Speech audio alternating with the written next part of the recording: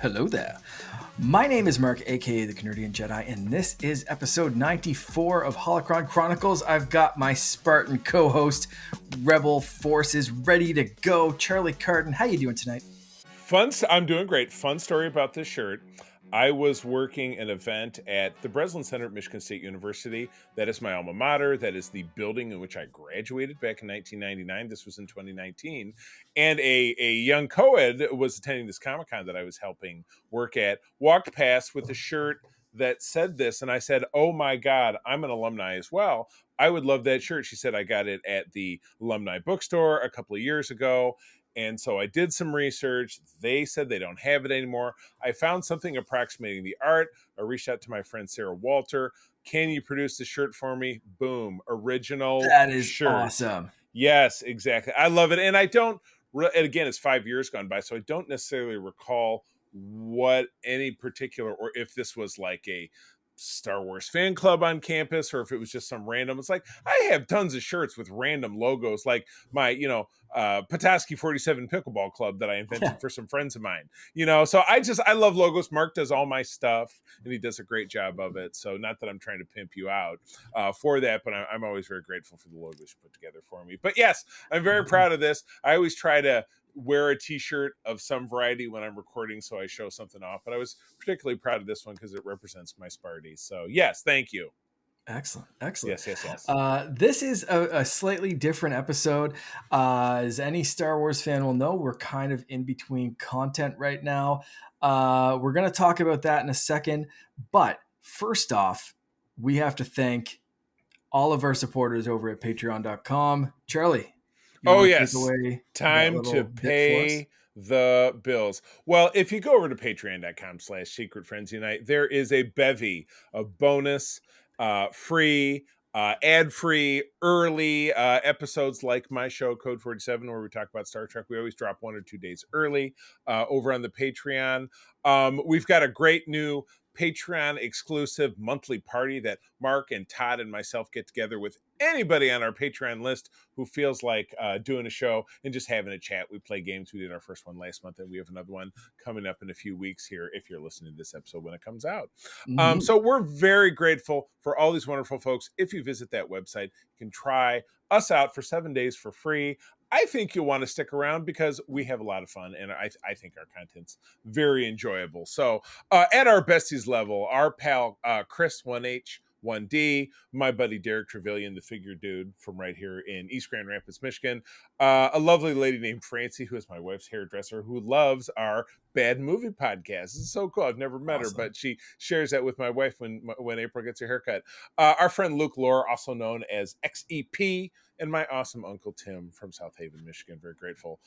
He's my only member of my family who's very supportive of this podcast. So I think that's pretty awesome. At least you've got one. Absolutely great guy. I don't think he listens because he's an older fella, but he's very supportive, so I appreciate that. On the Friends with Benefits level, John Storff, the Phoenix Sisters Entertainment, that is our friends Kelly and Crayley, Brendan Myers, Corey and HD, and friend of the show, Matthew Keel. And last but not least, we're going to give a special shout out tonight to a loss in the family over at the Nias household of the Twin Cities. Sean, Stella, and Henry, they did have the passing of their beloved family pet, whose name I'm forgetting. Do you have the note? Todd let us know tonight. The Bailey. Sorry. Bailey. Yeah. So yeah, it sounds like Bailey was a hunting dog. And I was reminded of the hunting dog that my dad had when I was a kid. He was a black lab named Jack. So I know exactly what that's all about. So our hearts go out tonight to our top supporters, the Nias family, Sean, Stella, and Henry, obviously all with a heavy heart tonight. So we do love you guys. So at any rate, to wrap up the big, long, rambling commercial, patreon.com/Secret Friends Unite, 7 days for free. And I have a funny feeling you'll want to stick around because we have a whole lot of fun. But with that, Mark, back to you. Yeah, I am actually as soon as we record this, I am dropping the next episode. Might take a little bit of editing. Might have to drop it tomorrow morning. We'll see how late I'm up. But new episode of Walk Nerdy with Me, where I walk Yes. and talk about things. I recorded it a couple of days ago and just have not had a chance to sit down and edit it. So I know the I'm looking feeling. forward to doing that and getting it posted as soon as possible. One final note: if you are newly signing up to Patreon, don't use the iOS app if you use Apple devices. Apple adds a 30% fee for all new memberships purchased through the iOS app.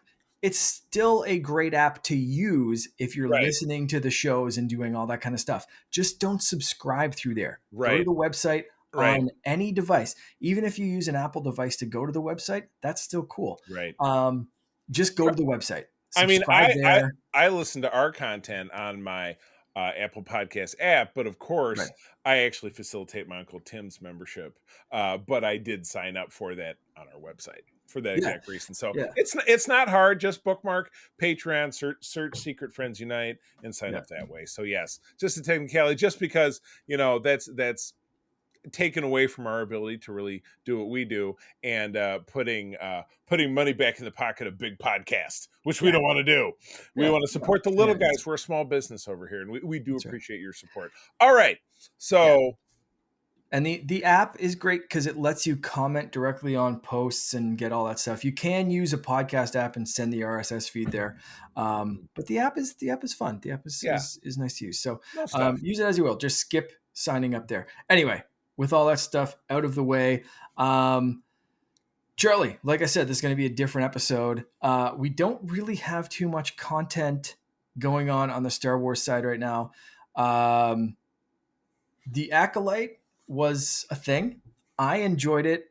Some other people didn't. Some people were mid about it, but there's a lot of people that have been exhaustively trolly about this show. And What's kind of making me sad, and I think I probably brought this up on our Discord, or maybe I did in the chat between you and I and Todd, or maybe it was the chat that I have with John, who's our other very close friend, who's a secret friend founder, is that how Disney seems to be, I guess, treating the Acolyte is kind of how I felt. It's 7 minutes and 20 seconds. I'm talking about Star Trek. Wait, I already did because I mentioned Code 47.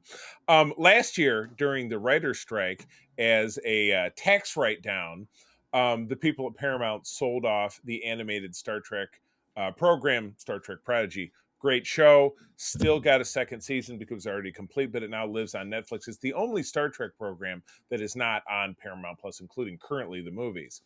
But if you visit StarTrek.com and their merch store, they still sell Prodigy merch. It's still part of the family. And the thing that kind of makes me sad, it was a headline that I saw this week, is that if you visit the Disney store, Acolyte merchandise is going away.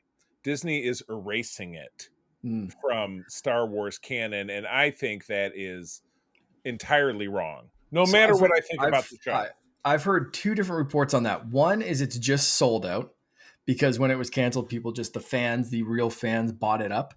But I have heard that it was just gone. So I don't know which one to believe, but we'll keep an eye out. I saw some Acolyte merch in my local Walmart literally earlier this evening. Gotcha. So I don't know. Well, there's still stuff out there, but I hope Disney doesn't just erase it and just.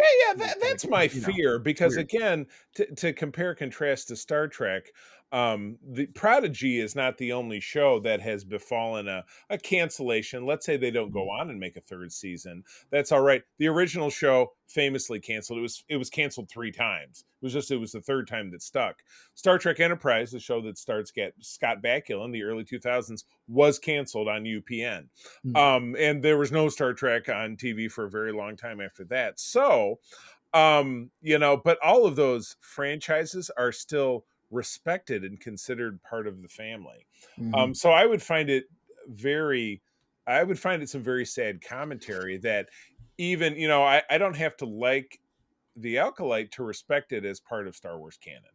You know what I mean? Yeah. So I would find it very telling and very sad if Disney was like, well, this was a failure Mhm. because by the metrics, it didn't meet their expectations. It didn't meet their expectations enough for them to renew it. That's, that's a Facts. business. I would like to believe it's a business consideration. They looked at it, and of all of the streaming programs under the Marvel IP or the Star Wars IP, it was at the bottom of the stack. And you take that for what it will. Just because something doesn't do well doesn't mean that people can't enjoy it. Mhm. And they did produce it. They did spend their money. So for if the overall thought process is, well, let's take the eraser and rub it out. The toothpaste is out of the tube. The show has been made. It does have a fan base of its own kind. But you're absolutely right that I just don't understand why people have to pee in somebody else's Cheerios, for lack of a better Yeah. expression. Why is it necessary? I mean, it's the horse is dead. Why do you have your baseball bat out? Yeah. They canceled the show. You know what? If you hate it, leave it alone.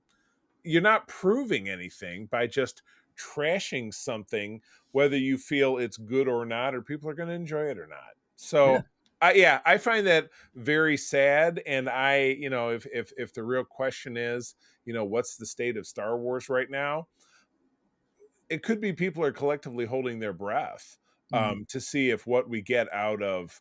I kept wanting to call it the skeleton key when Todd and I were talking on SFU this week, but yeah, the skeleton crew with Jude Law. If they're going to see if that delivers, or the Mandalorian and Grogu film is currently in production, started at the end of June.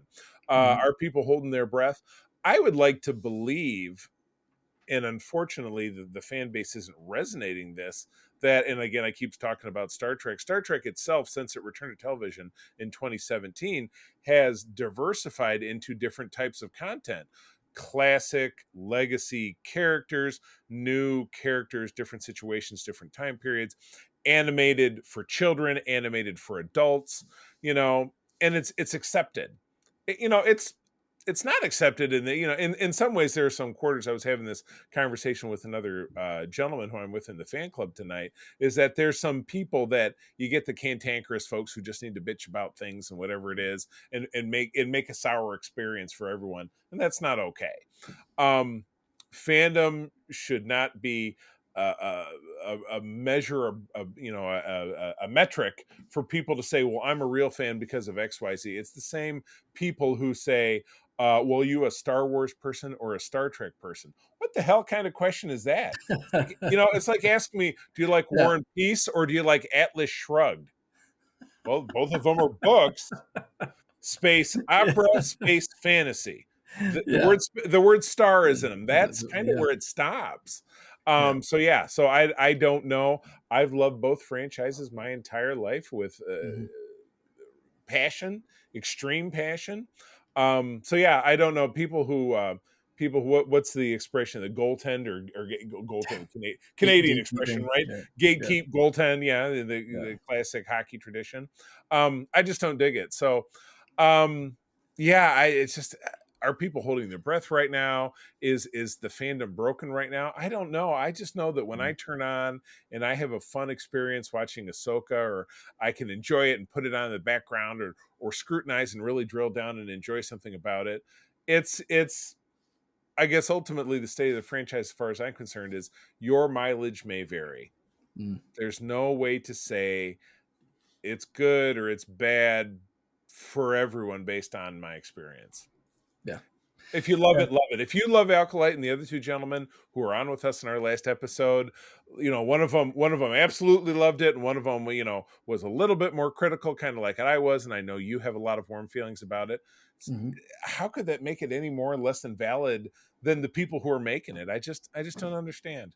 Yeah. I don't understand, and Yeah. I think it's beyond my understanding to figure out how people could be so hateful or hurtful, the same way that Daisy Ridley has been abused, or Kelly Marie Tran has been abused for their roles in the sequel films. It's Yep. just be human and enjoy its entertainment. And there are people who are doing a job and bringing you into the movie theater, or sitting down in front of your television screen. Just Mhm. please be human, be kind. That, That's that's it. that's where I'm at. That's it. Like for me, the whole acolyte thing was so exhausting. from just a being a fan perspective of just, wanting to enjoy the thing that I enjoy.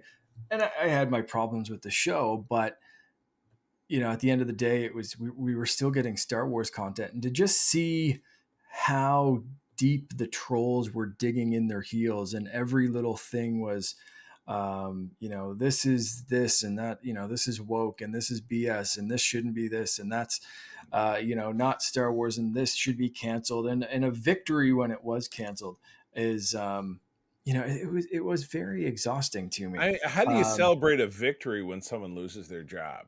that's it. Because again, you and I have both been on the struggle of being out of a job, looking for a new job. I'm going back and forth with that right now. It sucks. It's the worst. And I've met people who are actors, and I've met people who are who have been, part of places like Second City and the Upright Citizens Brigade. I've met people just in my travels, and that's a very tough life. And all of the struggle and rejection that they have to go through. Why would you think it's great when somebody else's livelihood is threatened? I'll Mhm. never understand. Those actors are still human beings who get up and struggle the same way that all of us do just to make ends meet. Yeah. I just, The the other thing, and this is definitely not exhausting on that same level as the bullshit surrounding acolyte trolls, but for me, another little thing that was just kind of like taking me out of the Star Wars fandom right now for a second is, I think I mentioned on the last episode that Ubisoft, I'd been talking to Ubisoft Canada. They're usually pretty good, especially mhm. with Todd and I doing co-op mode. They're usually pretty good to come through with review codes Yeah, for yeah. games, and I talked to them after this one. They just said they didn't have enough. There's another game coming out soon that I think, fingers crossed. They said I'm on the list for, and they apologized for this one, but I didn't get a review code for Star Wars Outlaws, and then started seeing reviews of this game, which are saying, the characters are cool, all this kind of stuff, but there are some stealth missions that are instant fail if you don't do it, and there's this kind of stuff. Charlie, I know you're not a video game guy. I I hate stealth games with a fiery passion if they're not done really, really well. Even What's the a best. what's a Reader's Digest description of what that means, just for the Uh, uninitiated? so for the uninitiated, complete Reader's Digest is basically um, you need to be sneaky. You are forced to be sneaky. You cannot Han Solo blast your way through. You need to sneak around. If there are stormtroopers over here, you need to sneak past them very quietly and quickly. And a lot of times, it's one very specific path that you have to take, or one you have to sit in around a corner and wait till the stormtroopers have a conversation, and then one Yeah, of them looks over that way and you have like half a split second to kind of dodge while their attention is diverted. it um, doesn't sound very fun. Yeah, they are very, in my opinion, very seldomly done well, yeah. especially if it's a forced stealth. I I dig games that are choose your own path.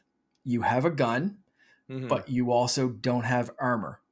I dig a realistic game. If I get shot once or twice and I'm dead, I have no problem starting over, trying again. Yeah. If that's the path that I choose to take, go in guns blazing. Now, usually, and that approach is usually met with, or you can do the stealthy route and you don't have to take that risk and you sneak past and do whatever. Um, and sometimes, depending on the game, I'll try the stealthy route. When I get bored of that or when it doesn't work, that's when I go guns ablazing and I just throw shit at the wall and see what sticks. Yeah, yeah. But I like the choice given the situation and how I would react. Um, so the creator of this game has already said they're going to be patching some of the early stealth missions that were really, really easy to fail, and people have been getting hung up on them. So That's not cool. That's not fun. What's the not point? great. So there's a combination of things of one, not getting a review code, which is perfectly fine.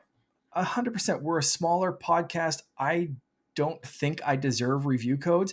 But when I don't get a review code, that means I have to work it into my budget. And saving up for a Disney World trip, my budget for video games is small. And there's a new Zelda game. It's one of my favorite franchises. I have a Link tattoo from that game. Like, there's other games. I just bought my son a game. Like, there's other stuff that I'm spending money on that is not the $140 special edition Star Wars Outlaws, especially a Ubisoft game, which, again, for the uninitiated, Ubisoft games tend to go on sale really quickly. Yeah. So by Black Friday, this game could be heavily discounted, especially with like middling reviews and early patches and all this kind of stuff. However, not being able to play a Star Wars game after dealing with all the Acolyte stuff is just kind of like, whew, where am I at right now? Yeah, kind of with Star Wars. Kind of to employ an aphorism, or you're just talking about a sour patch. Yeah. So I'm lucky. I've been building my Mando armor and building up some stuff. I printed a couple of knives. This is the first I'm showing anyone these knives. I just finished and wrapped this one. I have a bigger model. This one's going to go in my sock. Because like kilts are usually worn with like big kilt socks, and there's usually a knife stabbed in one of the stored in one of the socks. And then the bigger one has a sheath that I've done with leather and that wrap and all that kind of stuff. So that's been keeping me in the Star Wars universe and keeping my excitement levels pretty good. I've been doing that with the comics because the second volume of the mainline Star Wars series is ending, and I was trying to explain this to Todd, not being very successful, because he was like, well, what does that really mean? Well, it's 50 issues covering the end of Empire to the beginning of Jedi, and a lot of it had to do with Luke's journey and what took him from, getting his new hand and arm around Leia and watching the Falcon fly off at the end of Empire, and then when we see him wander into Jabba's palace at the beginning of Return of the Jedi and what that all meant. And I've been following that over the last 4 years with a tiny break for COVID in there. And it's been great. Yeah. They're now going to end that series, move into a limited series. And perhaps this is something you and I can talk about, a 3-issue limited series covering the Battle of Jakku, which is the true end of the Galactic Civil War. Yeah, that would I think I already have it pre-ordered, so you can get it on Comixology Unlimited, which I would very much like to talk about that. I'll talk to my comic shop and pre-order that. Yeah, I seem very, very excited about that. That's what's keeping me excited. And then again, the Acolyte didn't really do it for me, but I'm looking forward to the Skeleton Key being a marriage of the kind of Amblin Entertainment vibe with the Goonies and E.T. mixed in, and Jude Law, who's a name star who, if he gets killed in the first episode, like Carrie Ann Moss did, this is going to be a bad omen. That's all I'm saying. I really hope not. Yeah, that would be bad. That would be bad. So I'm looking forward to that. We're getting that the first week of December. Sounds like it, I think. If I'm not mistaken. I can't remember if they have an official release date, if that's just like what people are circling. But that kind of brings me up to what our coverage plans or what our episode plans are for the next little bit. I think it's a good time to jump in there.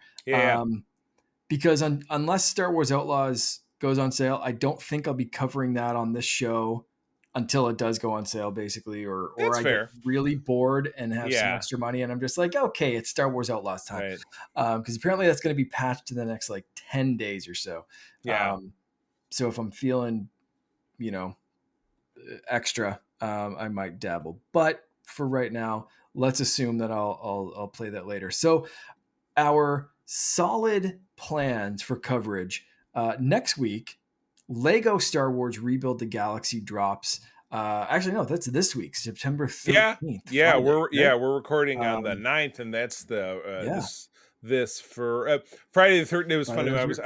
I was making an appointment with a client of mine for Friday, and I said, "Oh my God, that's Friday the 13th! Oh my goodness!" All right. So there you go. Which is funny. April and I are doing. We started our spooky season watchathon, and the original Friday the 13th from 1980 was our first watch. We watched that over the weekend with a very young Kevin Bacon. Came out in 1980. Yeah. Wow. Yeah. So we will be covering that for our next episode. barring some sort of like Disney Plus gets exploded. But I think like that's kind of the plan right now. Yeah. We also, Charlie was awesome enough to break down pirate heavy episodes and different arcs that we could It watch. was expansive research on Reddit. I just found one guy, and then I made a Great. spreadsheet out of it. But yeah, little I arcs from appreciate it. yeah, both Clone Wars and Rebels. And That and it was every arc they did, but then we can say we'll take this one. It's like 3 episodes, which is nice because yeah, that's Mark and I are very busy guys, and of course I do nothing but Code 47, my Star Trek show is nothing but homework because we yeah, talk new stuff in the first half and we talk old stuff in the back half, so I have to watch it all and often take notes, and then over on SFU it's seeing a movie, reading a comic. So yeah, yeah, I you know what, I can balance my homework. I put little blocks in the calendar saying today's my day to watch Star Wars stuff. So yeah, yeah. I can do it. So we and we have to throw the Mandalorian in there, season 3, at least those episodes where the pirates are in, Right. because some of those same pirates are actually going to be in the Skeleton Crew. Ooh, did We've had I wasn't aware. confirmation from some of the actors that these same pirates who were attacking Navarro Yep. are going to be part of the Skeleton Crew. Yeah. That's going to bridge the universe between, or Right. the shows between Mandalorian, and show you that it's in the same place, it's in the Right. same time as this new show coming Are up. So they that's going to be the bringing back bridge. the Swamp Thing guy? I can't remember if he died. I think he died, but some of his Okay. crew survived, Gotcha. and Another they're going to Swamp Thing be guy. Got it. in there. Yeah. Yeah. So we've got some content. We will try to fill the gaps in between there, but I just, while we were like, Charlie and I were figuring out, we knew we had this show today, so you're like, well, let's figure this out and let people know what we've been figuring out, just so they know.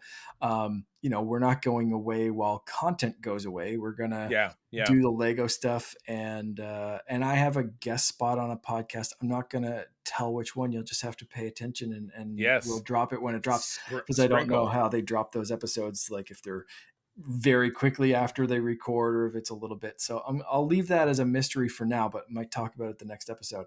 But I'm excited. I think the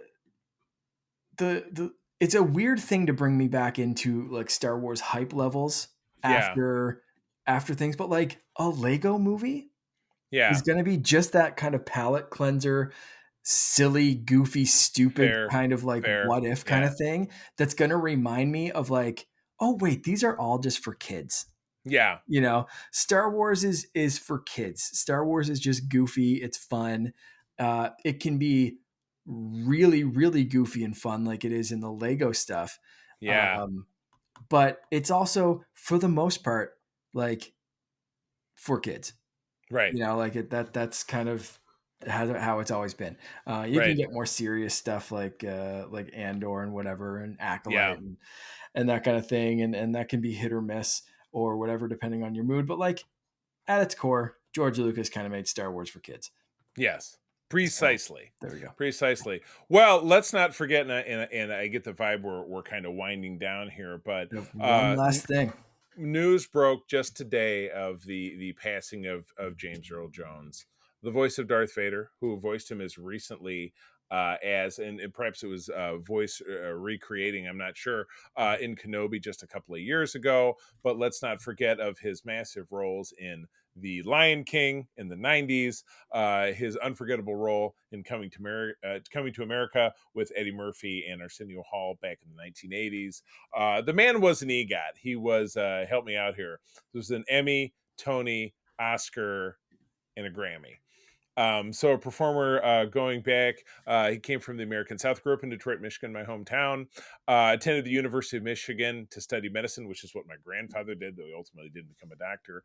I mean, he was at age 93, a legendary career. And as Mark and I were talking about earlier tonight, those of us who are Gen X folks, are at the point where all of our heroes are aging out, and they're rejoining each other in in the land beyond.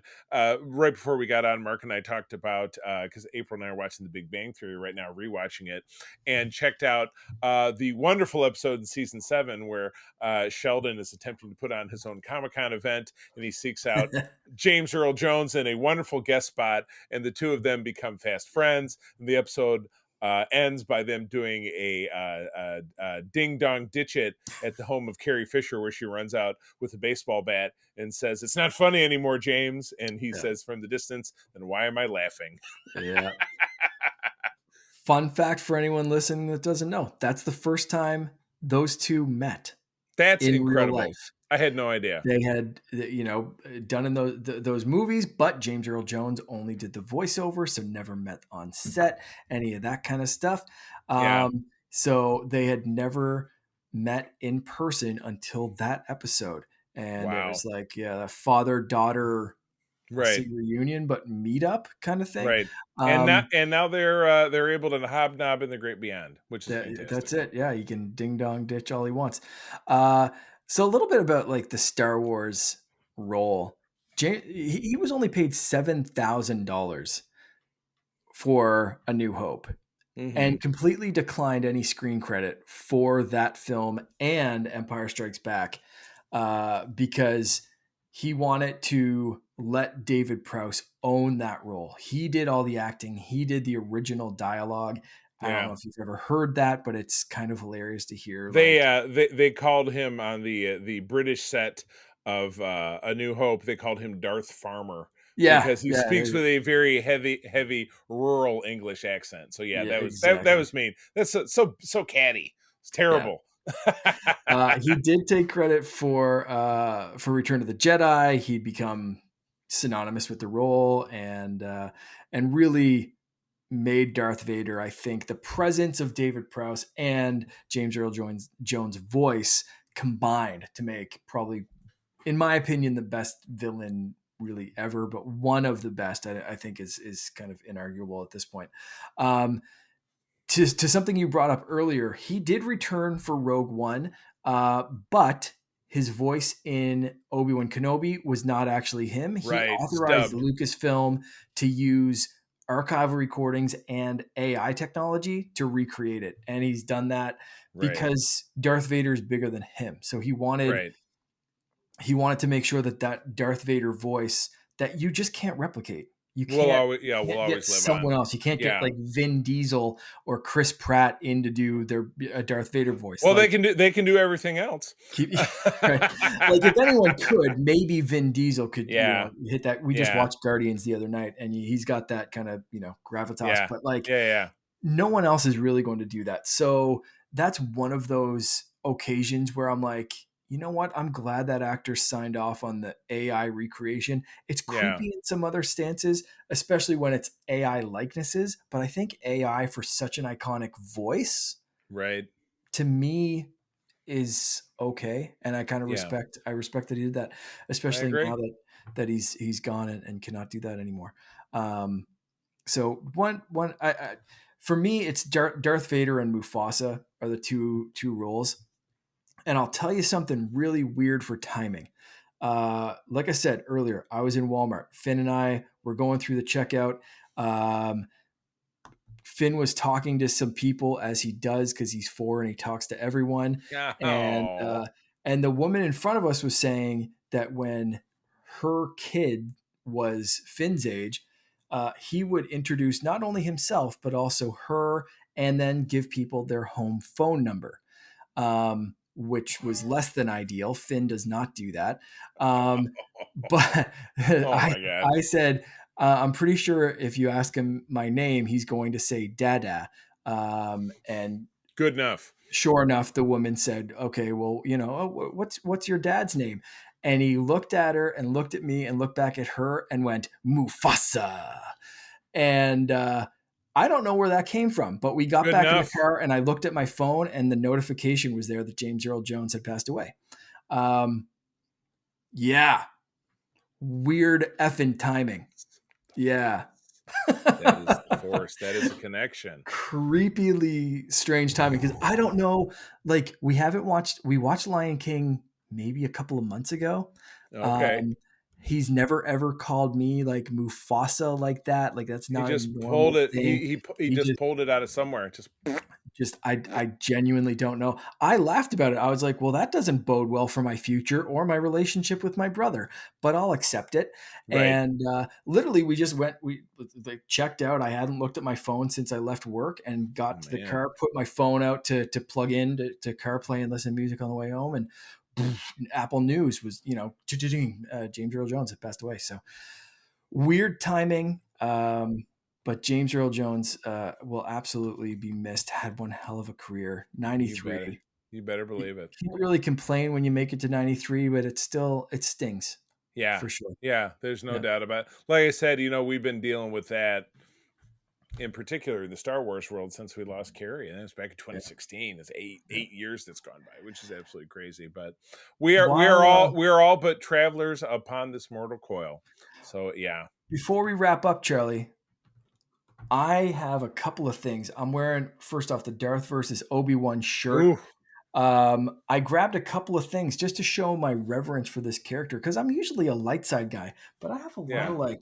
So I have this Darth Vader who's supposed to hold a controller, but holds a fossilized megalodon tooth. I love it. Um, I have two phone holders like that. I have a Spidey in my office, and then I have mm. Boba Fett downstairs. So yes. Here's one of my favorite Darth Vader collectibles. This is something I don't think I've ever showed off before. Oh, I have.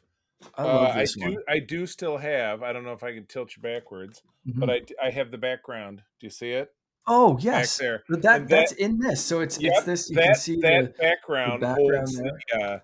I Um, have the original Hero cast, and of course nice. Black Series figures, and the Vader. I have a couple Vaders. One of them is I think over to my side here, and it's in a diorama with Alec Guinness Obi-Wan, uh, a la the episode 4. Yeah, So they're this one, being for produced. any audio listeners, I'm holding up a Kenner Black Series Darth Vader. This was the 40th anniversary, Correct. so I Yep. got this Yep. years ago. And it was Um, I bought, and when they went on clearance, I picked up. I mm, still have a bin of. I have an extra one or two of them because I used to use them. It's just because it's a little interlocking stand base with pegs, yeah, so you can use it as a display base. Yeah, yeah. which is I've nice. never actually opened that case. I've never taken anything out Yeah, of there, so it's just been nice. sitting on my desk.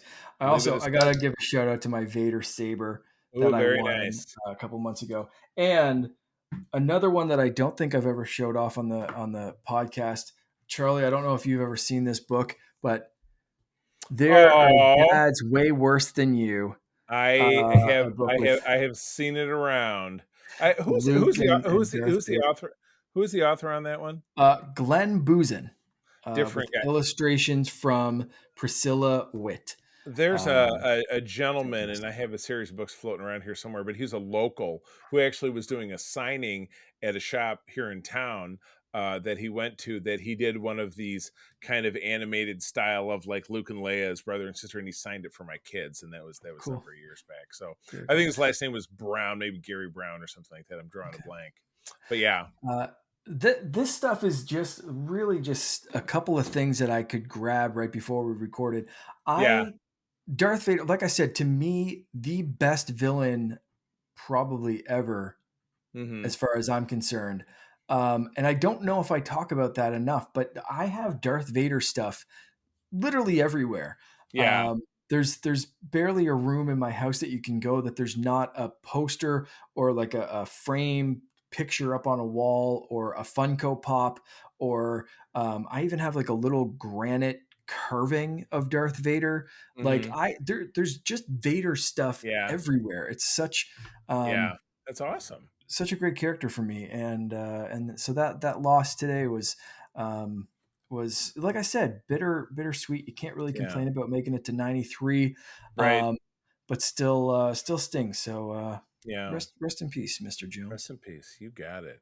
All Mhm. right. Well, is that a wrap for us? Are we good? That is a wrap. We will see everyone next or 2 weeks from now. We will be covering Lego Star Wars Rebuild the Galaxy. I Fun. can't wait to watch this one this weekend. I love It's it. gonna be No, it fun sounds stuff. like fun. Good Yeah. stuff. Awesome. Well, Mark, where do people find you out there? People can find me hanging out in our Discord group, of course, but also on Instagram, TikTok, and Threads as Canardian_Jedi. What about Very you? nice.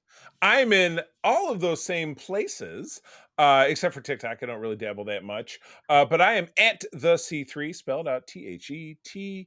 Oh, I just screwed up that spelling. The C3. You got it. But Look at yeah, the show notes.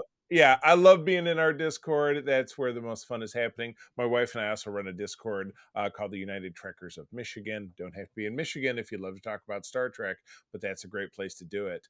But also, yeah, like we've said, patreon.com/Secret Friends Unite, free 7-day trial. That's where all the good stuff is. So tune in. With that, friends, as always, thank you for joining us. I'm going to tell you that sharing is caring, and to keep on trucking. May the force be with you. Rex, play us out.